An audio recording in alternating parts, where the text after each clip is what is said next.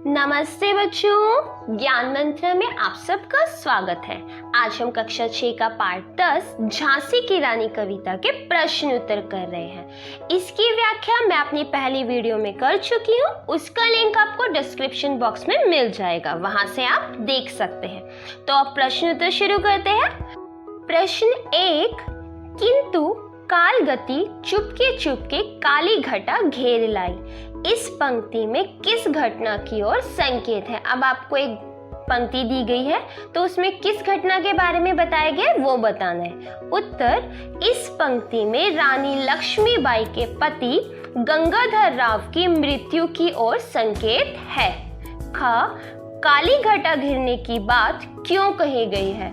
राजा की मृत्यु के बाद झांसी की रानी के ऊपर एक के बाद एक विपत्ति आने लगी, क्योंकि राजा की कोई संतान नहीं थी और अंग्रेजों की नीति थी कि वे निसंतान राजा की मृत्यु के बाद उस राज्य पर अपना अधिकार कर लेते थे, जिस कारण रानी के जीवन में दुख का अंधकार छा गया।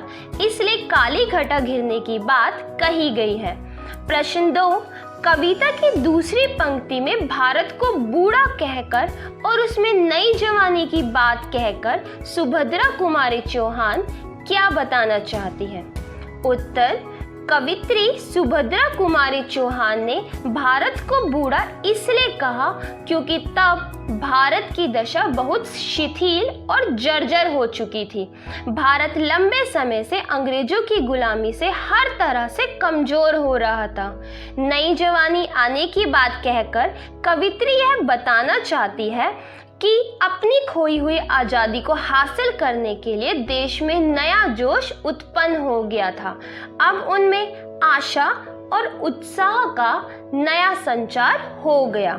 संघर्ष करने की शक्ति आ गई और वह स्वतंत्रता पाने के लिए प्रयास करने लगे। प्रश्न 3, झांसी की रानी के जीवन की कहानी अपने शब्दों में लिखो और यह भी बताओ कि उनका बचपन तुम्हारे बचपन से कैसे अलग है। उत्तर, रानी लक्ष्मीबाई के बचपन का नाम मनु था। वह अपने पिता की एकलौती संतान थी। कानपुर के नाना की वह मुंह बोली बहन थी। उनको बचपन से ही हथियार चलाने का शौक था। शिवाजी की गाथाएं लक्ष्मीबाई को जुबानी याद थी।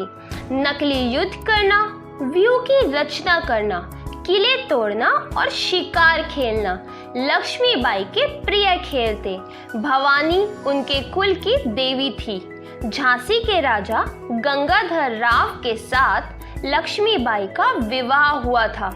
विवाह के थोड़े दिन बाद रानी लक्ष्मीबाई के पति की मृत्यु हो गई। इसके बाद अंग्रेजी शासकों ने झांसी पर अपना अधिकार करने का प्रयास किया। घमासान युद्ध हुआ। लक्ष्मीबाई अंग्रेजों के साथ लड़ते लड़ते वीर गति को प्राप्त हो गई। उनका नाम इतिहास में हमेशा के लिए अमर हो गया। उनका बचपन हमारे बचपन से इस मायने में अलग था कि वह हमारे समान सामान्य खेल कूदों में नहीं उलझी रहती थी। बचपन में बर्छी, ढाल, कृपाण जैसे हथियार ही उनकी सहेलियां थी। शिवाजी की वीरता की कहानी उन्हें याद थी। इसके विपरीत हमारे बचपन में बच्चे हथियारों से नहीं खेलते। हम वीडियो गेम्स, कंप्यूटर, बिजली वाले खिलौनों से खेलते हैं। राष्ट्रीय गीत भी हमें याद है। प्रश्न 4, वीर महिला की इस कहानी में कौन कौन से पुरुषों के नाम आए हैं। इतिहास की कुछ अन्य वीर स्त्रियों की कहानियां खोजो। वीर महिला की इस कहानी में कई पुरुषों के नाम आए हैं, जैसे नाना साहब, इनका पूरा नाम दूदू पंत था। डलहौजी, पेशवा बाजीराव, तात्या टोपे, अजी मुल्ला, अहमद शाह मौलवी, ठाकुर कुंवर सिंह, लेफ्टिनेंट वॉकर, शिवाजी, ग्वालियर के महाराज सिंधिया, जनरल स्मिथ, यूरोज आदि।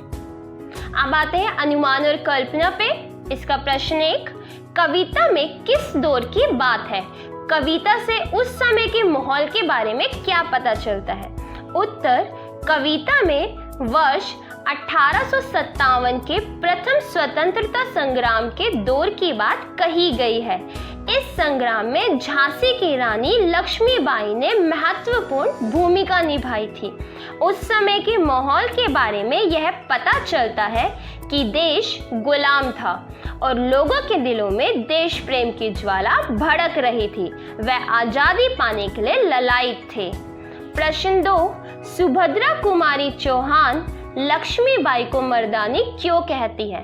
उत्तर, वीरता, साहस, हिम्मत, ताकत, युद्ध कौशल, घुड़सवारी, तलवारबाजी, ये सभी मर्दों वाले गुण उनमें विद्यमान थे। रानी लक्ष्मीबाई ने वीर सेनापतियों की तरह अंग्रेजों से युद्ध किया और झांसी की रक्षा करती रही, इसलिए कवित्री ने उन्हें मर्दानी कहा है। अब आगे के क्वेश्चन करेंगे खोजबीन के। प्रश्न 1, बर्छी, कपान, कटारी उस जमाने के हथियार थे। आजकल के हथियारों के नाम पता करो। उत्तर, बंदूक, तोप, गोला, मिसाइलें, AK-47, टैंक, पिस्तौल, एटम बम आदि। प्रश्न 2, लक्ष्मीबाई के समय में ज्यादा लड़कियां वीरांगना नहीं हुई क्योंकि लड़ना उनका काम नहीं माना जाता था। भारतीय सेनाओं में अब क्या स्थिति है पता करो। उत्तर, आजकल लड़कियों की सेनाओं में काफी भागीदारी है, लेकिन पुरुषों के अनुपात में स्त्रियों की संख्या काफी कम है। इसे संतोषजनक नहीं कहा जा सकता, फिर भी उस समय की तुलना में यह बेहतर है।